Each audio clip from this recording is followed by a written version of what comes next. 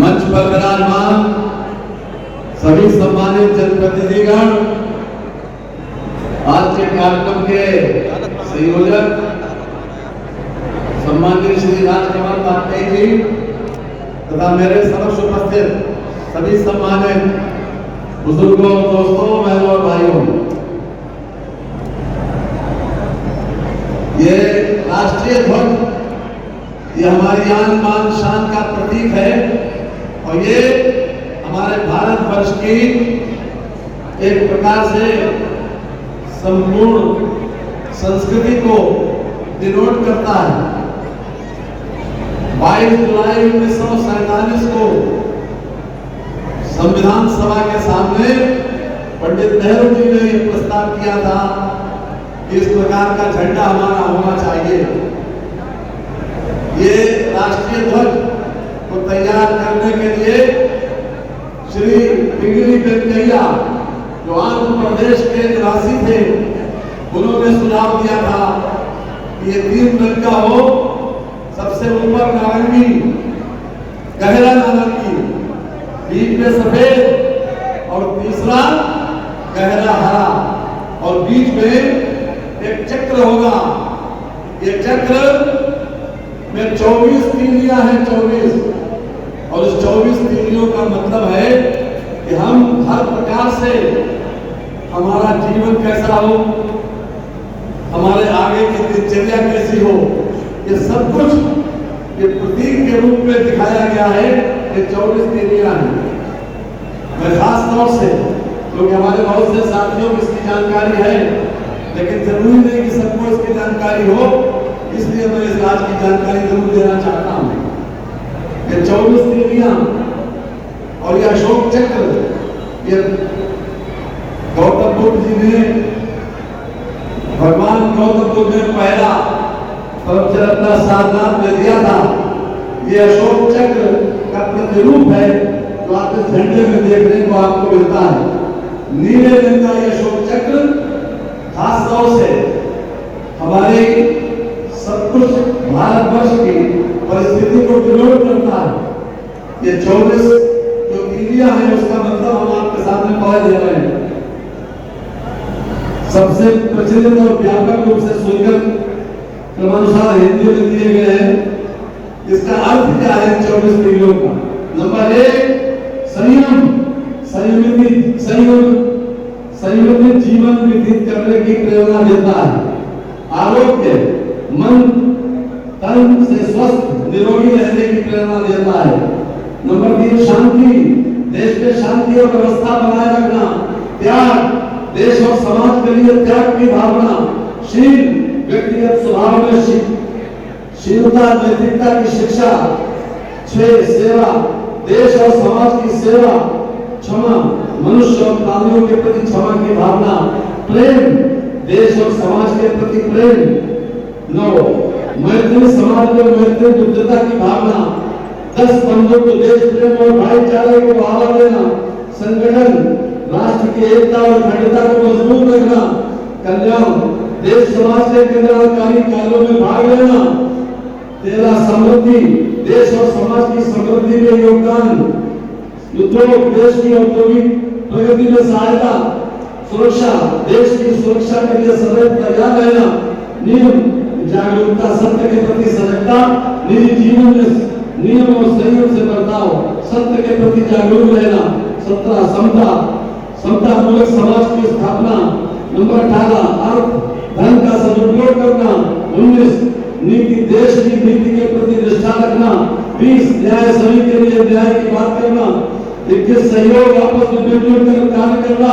22, कर्तव्य, अपने कर्तव्य का ईमानदारी से पालन करना। 23, अधिकारों का दुरुपयोग न करना। 24, बुद्धिमत्ता या ज्ञान जो एक देश की समृद्धि के लिए स्वयं का बौद्धिक विकास करना। ये 24 पीढ़ियां हमको इस प्रकार से रहने के लिए प्रेरणा देती है। हमें नारा लगाएंगे, आप कहेंगे कि हमारे साथ बोलाएंगे कि भारत को जो अपना समझे उससे हमें कोई बैर नहीं, इस धरती पर रहने वाला अपना है, कोई बैर नहीं। भारत को जो अपना समझे उससे हमें कोई बैर नहीं, इस धरती पर रहने वाला अपना है कोई गैर नहीं। भारत को जो अपना समझे उसे हमें कोई बैर नहीं। इस धरती पर रहने वाला अपना है कोई गैर नहीं। भारत को जो अपना समझे उसे हमें कोई बैर नहीं। इस धरती पर रहने वाला अपना है कोई गैर नहीं। अपना है कोई गैर नहीं। अपना है कोई गैर। भारत के संविधान में आर्टिकल 51 में सबसे पहले ड्यूटी भी है नागरिकों के, जो मौलिक ड्यूटी है अपने झंडे का सम्मान करना। तो कृपा करके जिन लोगों के हाथ में झंडा है वो इस प्रकार से लहराए कि ये लगे कि हम इसको सम्मान पूर्वक सम्मान देते हैं। ये पहला आर्टिकल 51 है कि पहली ड्यूटी है संविधान की कि हम अपने झंडे को सम्मान दें।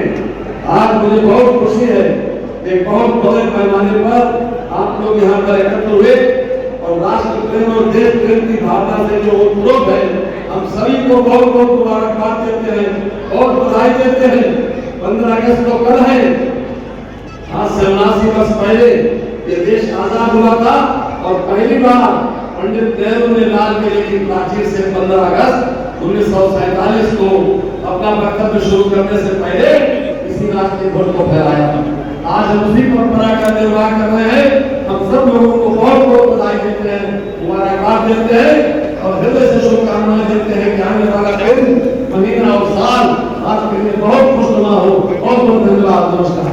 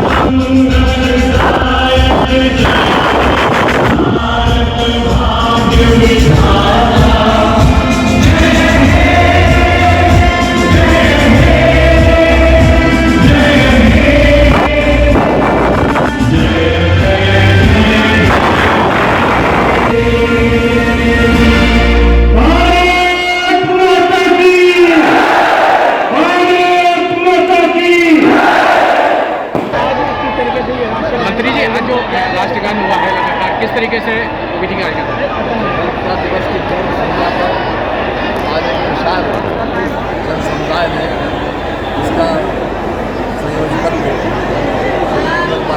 किया था। मैं समझता हूँ कि अपने देश के स्वाभिमान को जन जन तक पहुँचाना, ये तिरंगा झंडा ये केवल कपड़े का टुकड़ा नहीं है, बल्कि इसमें भारत की आन बान शान प्रदर्शित होती है। ये हमारे स्वाभिमान का प्रतीक है और हर देश का कोई न कोई अपना फ्लैग जरूर होता है।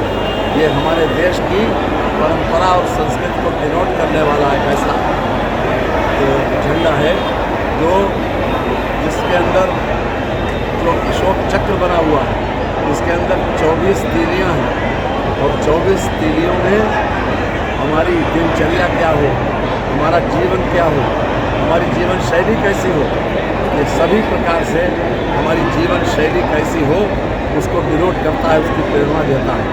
आज हम अपने पूर्वजों को, खासतौर से उन लोगों को नमन करते हैं, मिस्टर दिलीप वेंकैया, जो जिन्होंने इस झंडे का प्रारूप तय किया था और इस झंडे के प्रारूप को हमारी संविधान सभा ने मान्यता दी और पहली बार 15 अगस्त को लाल किले की प्राचीर से इसी झंडे